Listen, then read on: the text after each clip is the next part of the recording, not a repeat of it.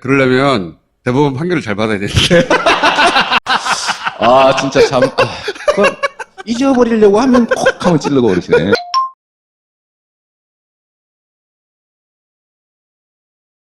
1심은 무죄였는데 2심에 한 포인트가 유죄가 됐어요. 판결문을 읽어봤는데 왜냐하면 너무 희한한 판결이라 가지고 원래는 프레임이 이런 거였어요.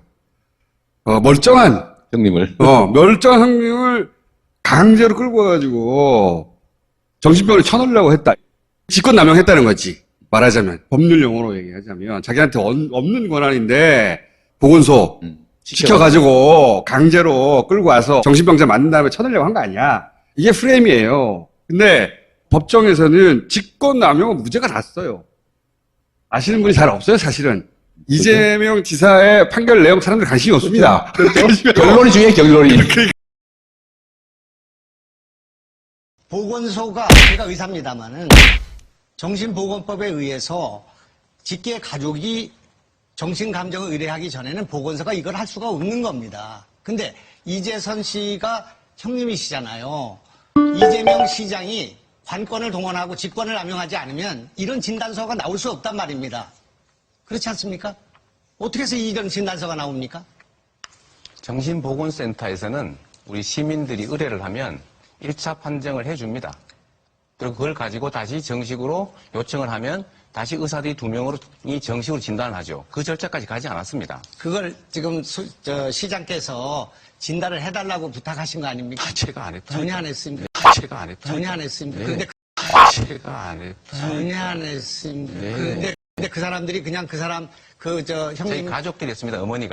어머니와 형제 자매들이.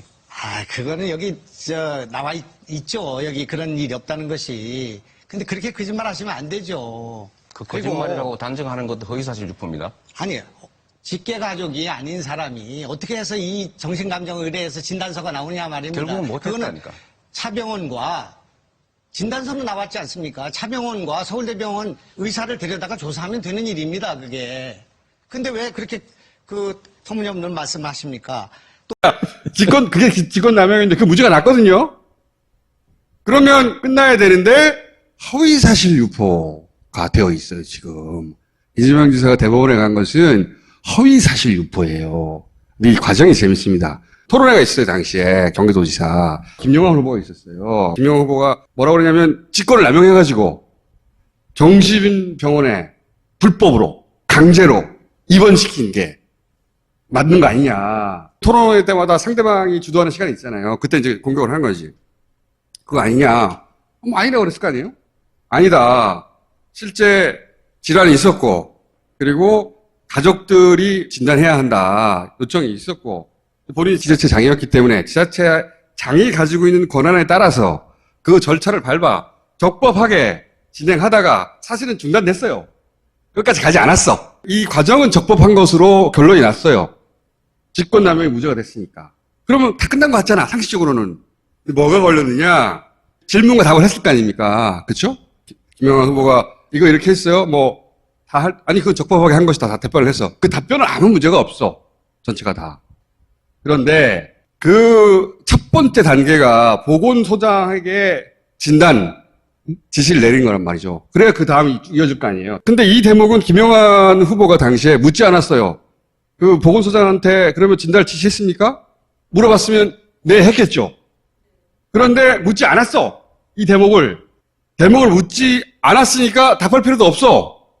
그리고 이 절차 전체를 묻는 거니까 그게 쟁점도 아니야. 그런데 판결은 어떻게 나왔냐? 쉽게 풀면 보건소장에게 지시했는데 지시했다는 말을 하지 않았다는 거예요. 침묵이 유죄 판결 받은 겁니다. 그러니까 그 답변 과정에서 그 대목을 빼므로 해서 마치 보건소장에게는 지시를 안 한 것처럼 알려줄 수 있다. 이해가요? 아무것도 하지 않음으로 해서 그런 착각을 불러일으키는 허위사실의 유포가 된다는 거예요. 이해했죠, 이제? 판결문을 보면 무슨 말인지 잘 몰라요. 졸라 꼬아놨어. 몇 번 읽다가 이해했어요.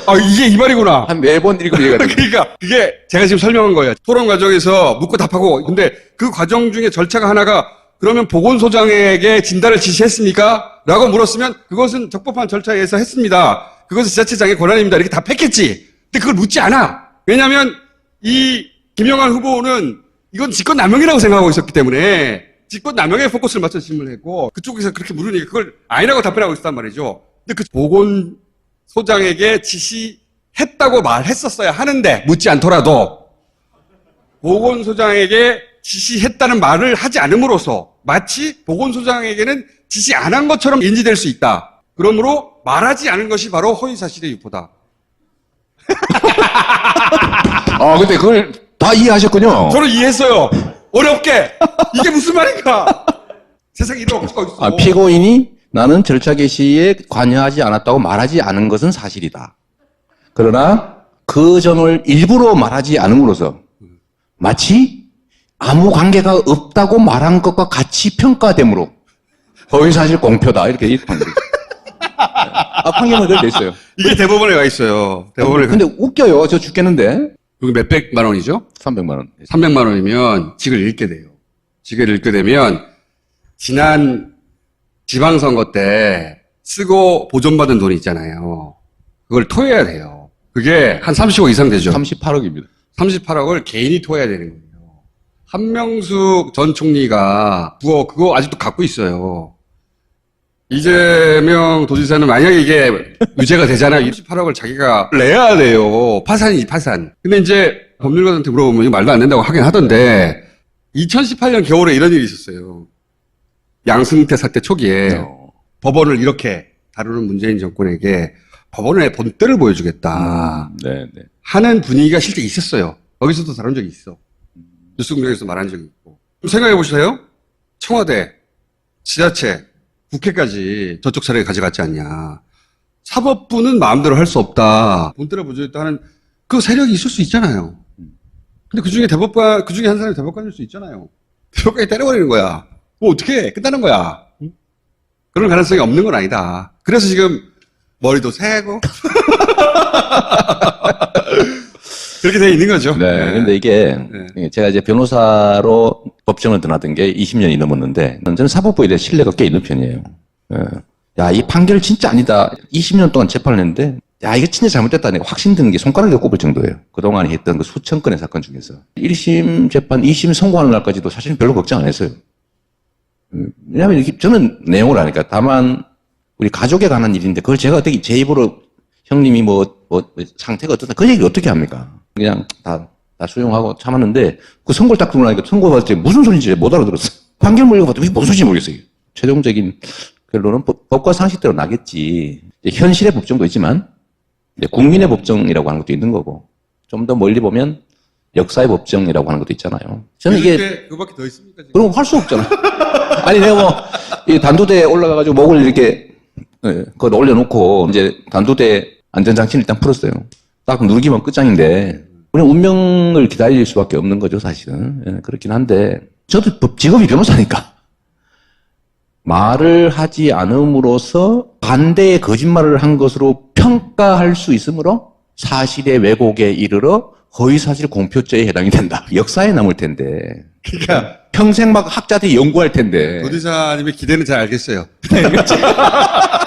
하여튼 위안을 삼아야죠. 법률가들이 말하면 복잡하니까 제가 말하는 게 본질이에요. 내용이 그거예요. 그걸로 허위사실 유포가 돼 있어요. 말도 안 되는 거라고 말들 하나 버튼을 누르는 권한은 판사한테 있는 거예요. 그러니까 어떻게 될지 몰라. 그게 말이 안 되는 판결이 고등법원에서 있었으니까. 그래서 이제 걱정하시겠죠. 걱정. 오늘 밤 잠을 못 잘 것 같긴 한데. 제가 이럴 때 하는 방법이 있어요. 뭔가 딴 일을 하면 됩니다.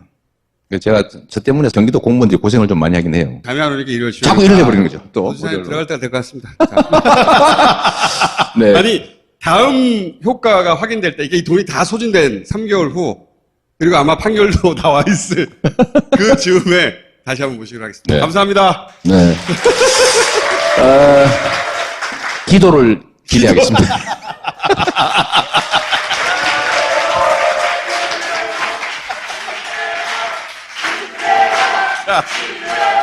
자,